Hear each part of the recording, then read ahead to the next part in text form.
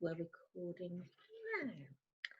Okay then. So this afternoon I'm interviewing Jacynth Ivey, and she's written a book called It's Okay to Be Different.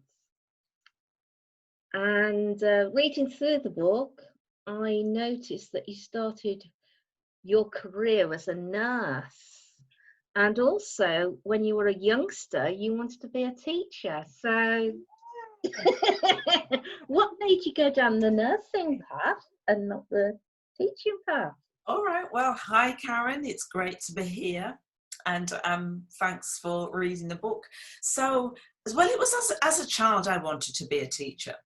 And I think we all have aspirations, don't we, as children? We all have aspirations in terms of the stuff that we want to do.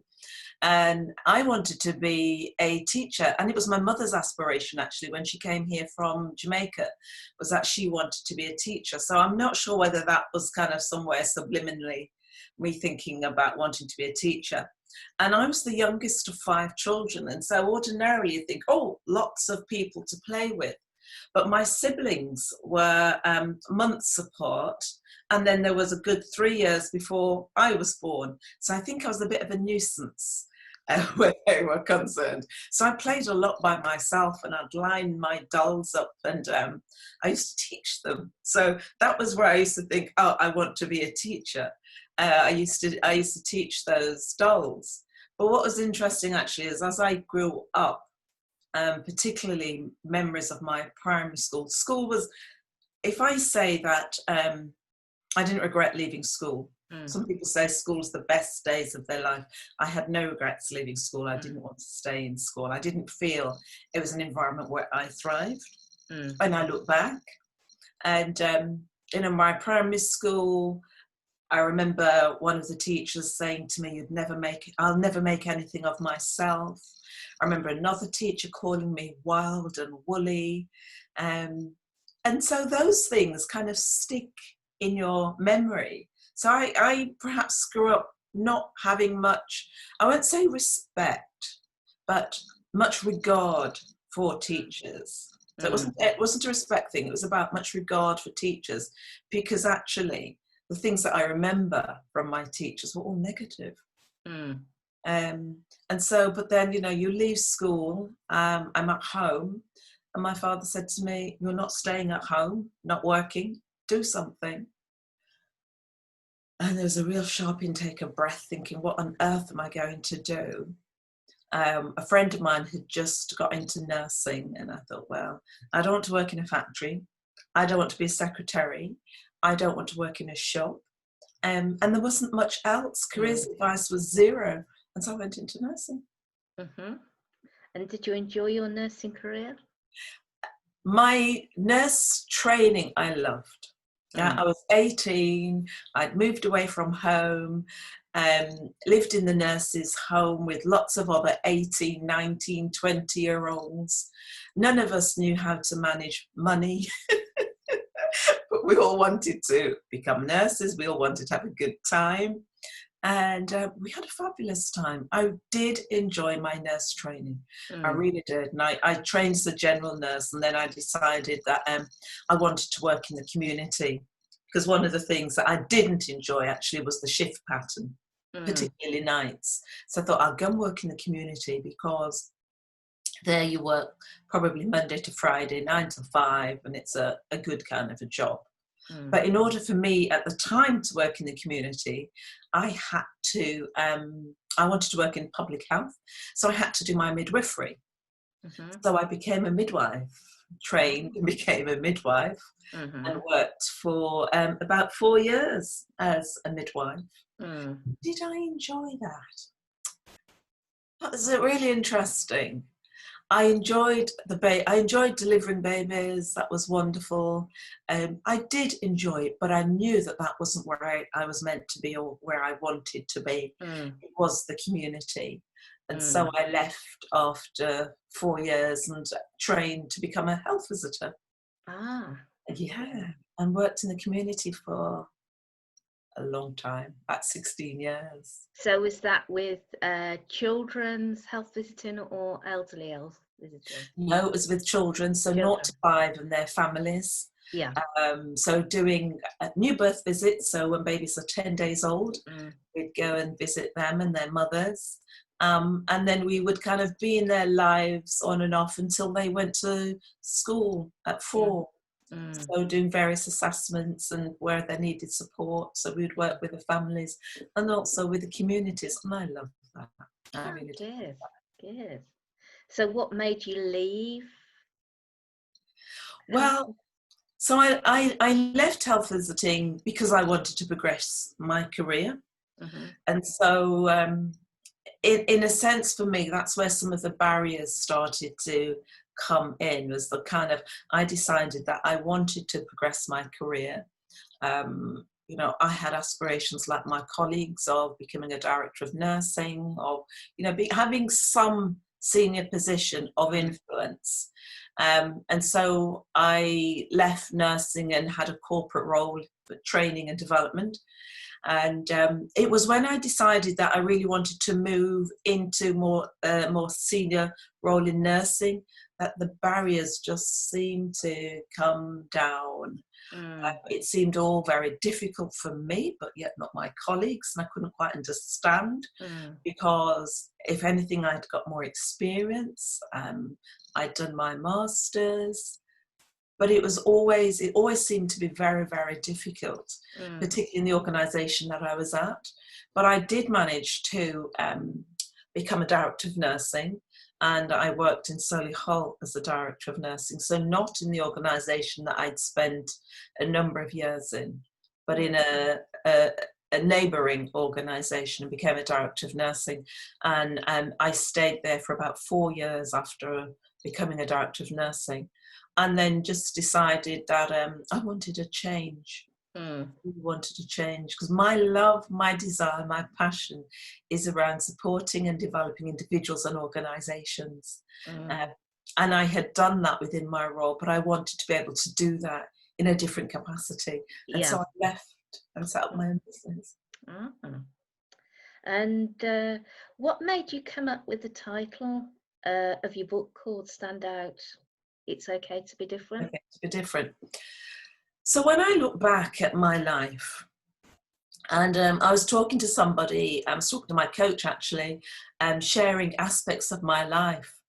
And she kept saying, wow, wow. And I kept saying to her, so why are you saying wow? She said, all through your life, you have been different. Yeah, there is an aspect of you that's been set apart. There's an aspect of you that is different. Have you felt different? And I said, actually, yes. I felt different as a child. As I said, I was the youngest of 5, but kind of played by myself. I felt different in primary school. There weren't many children that looked like me, for one thing. And then because my teachers were telling me that I wouldn't make anything of myself, that I was wild and woolly, that made me feel different.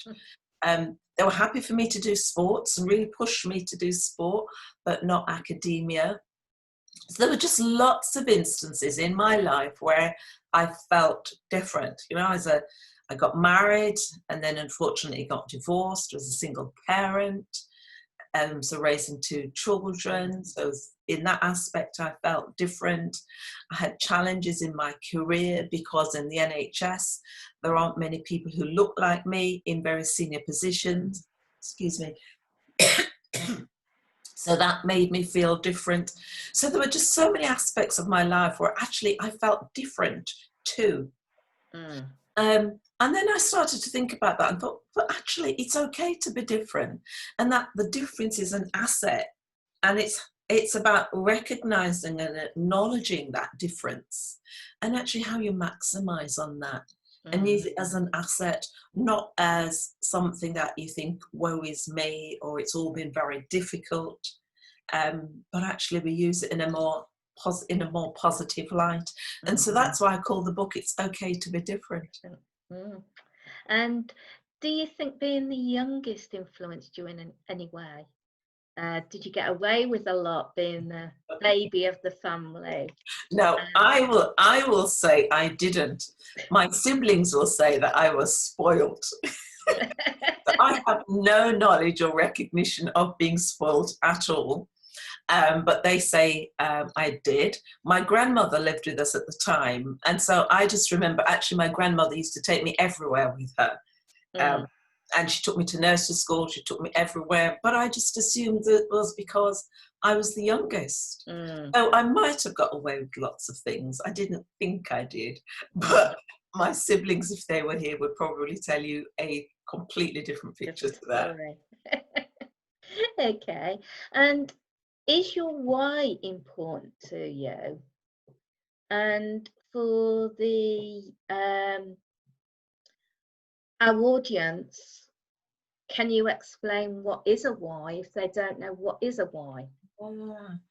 My why is important for me. It gives me purpose, it gives me meaning, helps me to understand me and what I'm about. And we often hear people talk about, you need to find your purpose and what is your why. And so for me, that was an examination of who am I and what's important to me. Thinking about things like, what are my values? What's the stuff that I hold dear that I'm not going to compromise on? So for me, it's things like fairness, justice, equality, that actually I realised that's the stuff that drives me when I was employed, but also in my life just generally as Jacynth. That's the stuff. I realised as well that actually I love working with people and developing people. And so one day I was doing a training program, developing, it was a women's training program, and they were undertaking an activity.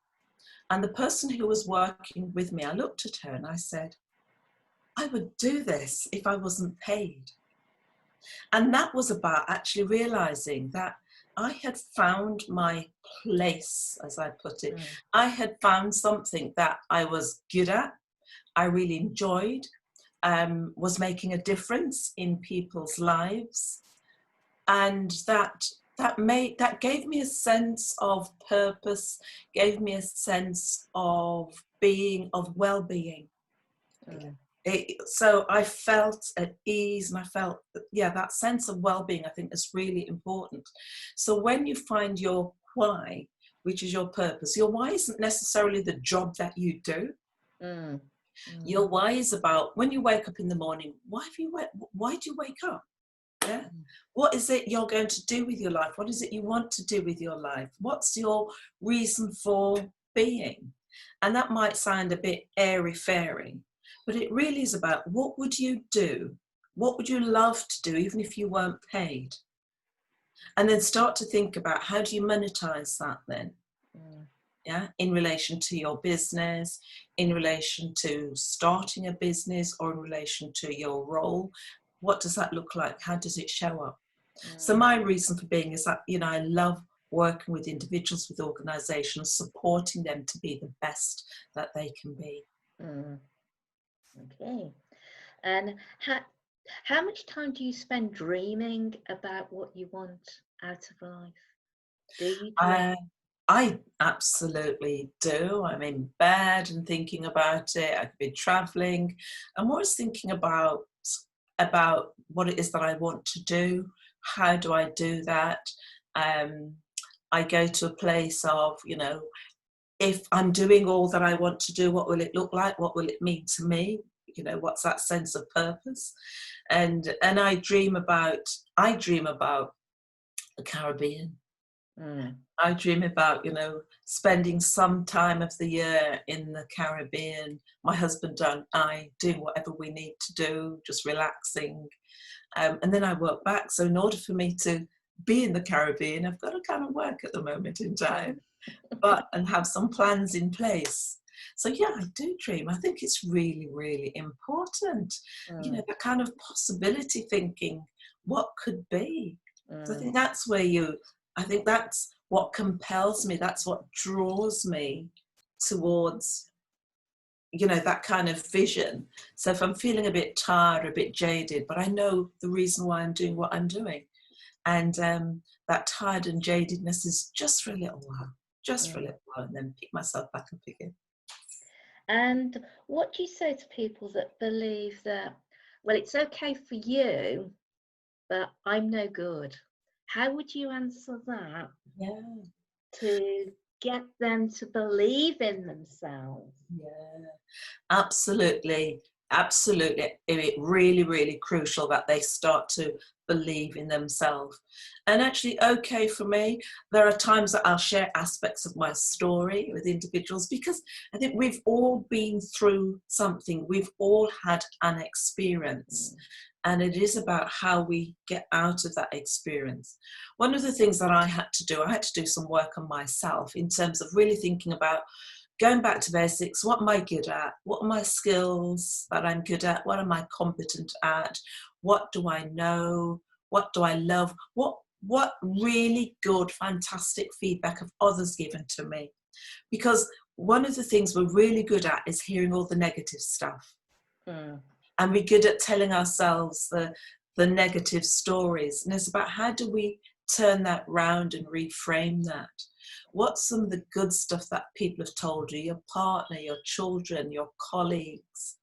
Sometimes we just need to ask people and say, you know, from your perspective, what am I good at? What is it you like about me? Why are we friends? But we need to stop and listen to what is being said. We need to have triggers that when some of these negative thoughts come in our mind, what else can we think about? That kind of moves it away from that negativity of self. And to really start to think about, okay, so maybe I am a little bit different.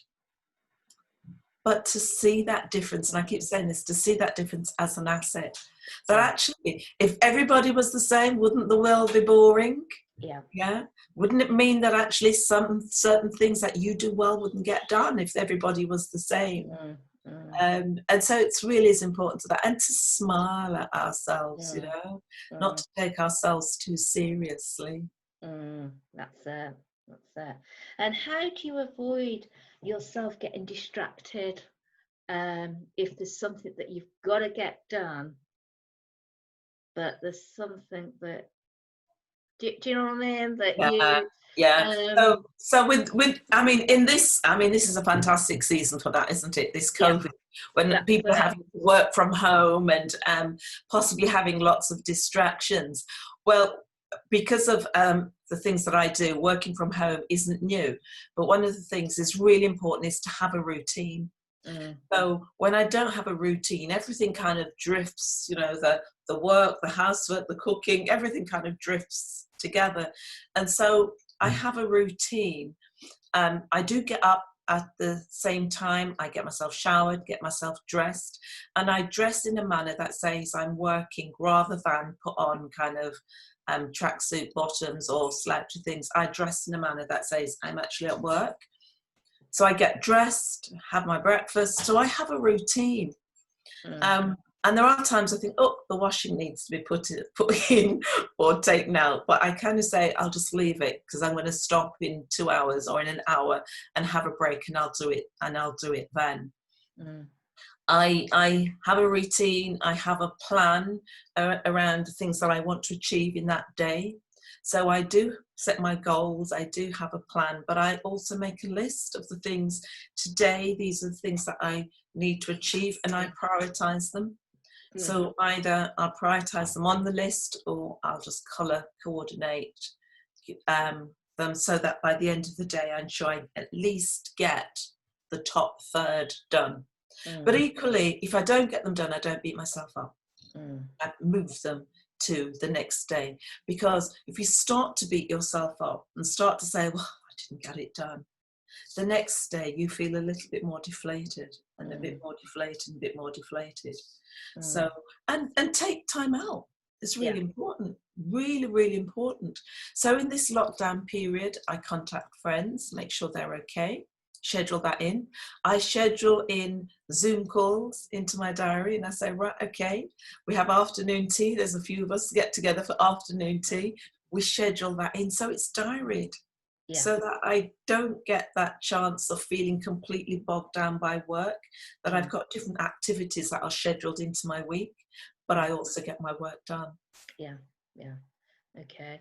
And do you believe it's okay to tell yourself a different story if you've got a negative one and you've got this negative voice going on in your brain? Do you believe that it's okay to tell that monkey, if we like to call it, to shut up? Absolutely. And this is, or do you believe that's lying to yourself? No, I don't believe it's lying to yourself. I think you're not necessarily saying an event, a life event perhaps didn't happen. So, for example, if I just take one of my life events, I talked about briefly about earlier, being divorced, and how that can make you feel less than.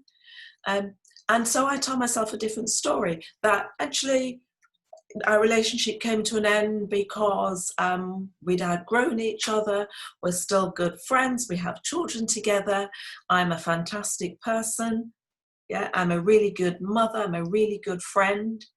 And so, again, it goes back to that different story. It's just picking out the good stuff. Mm-hmm. It's not saying, I'm not saying that I didn't get divorced, because actually the reality is I did get divorced. But actually, the story that I tell myself is that our relationship came to its natural end. Yeah. And that actually, I'm a really good person. I'm a fantastic mother. I've got a really good relationship with my children. Life goes on. Mm-hmm. So we can tell ourselves a different story, which isn't lying to ourselves, but it goes back to just going back to, who am I? I'm a really good person. What's the good that I can tell in relation to this story? How can I reframe it? How can I turn it round? What positive words can I use to just tell that story again?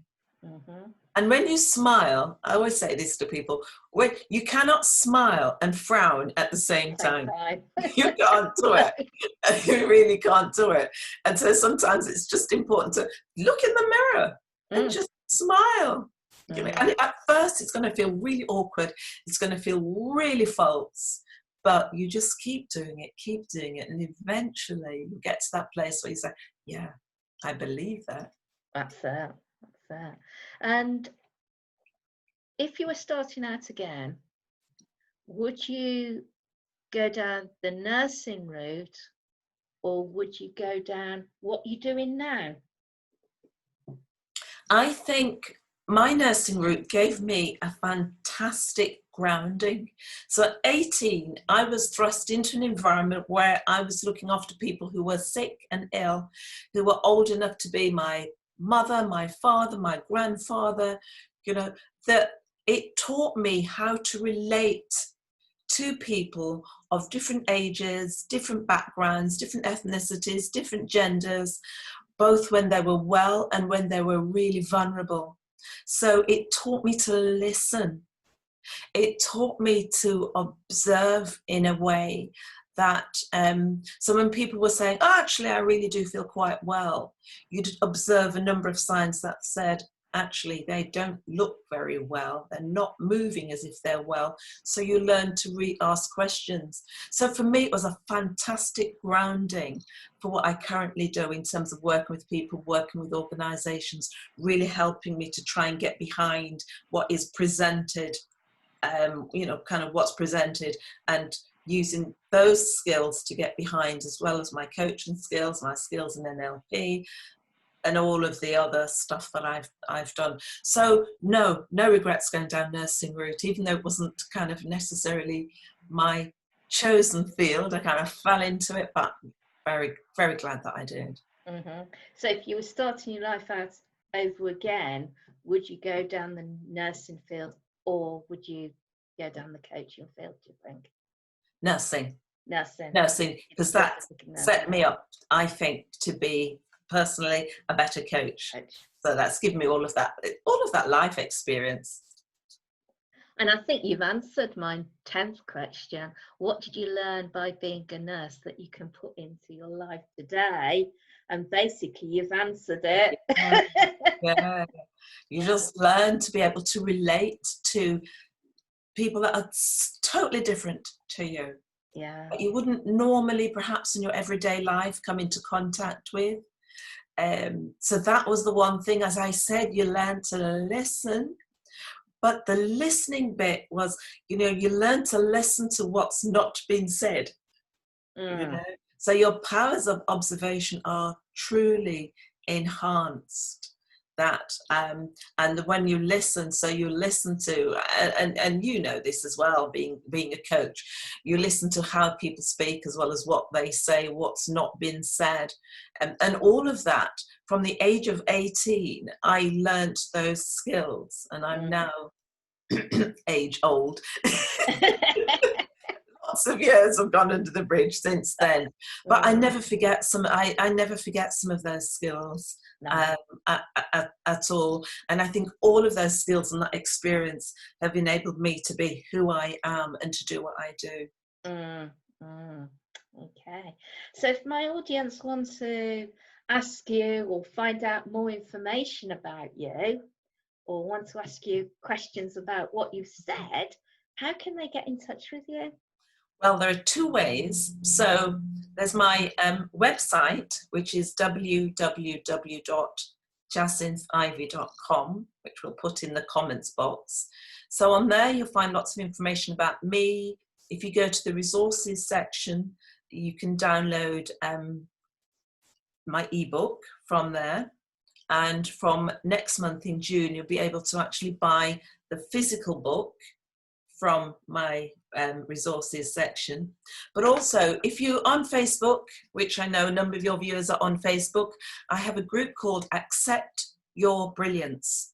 So it's a public group that I post lots of things on, give information out. I do Facebook Lives on there as well. People can inbox me through the Facebook page and I'll gladly get back to them, or contact me via my website. So all of those ways people can contact me. Okay then. Well, thank you very much for taking the time to be interviewed today for our group. Thank you, Karen. Okay.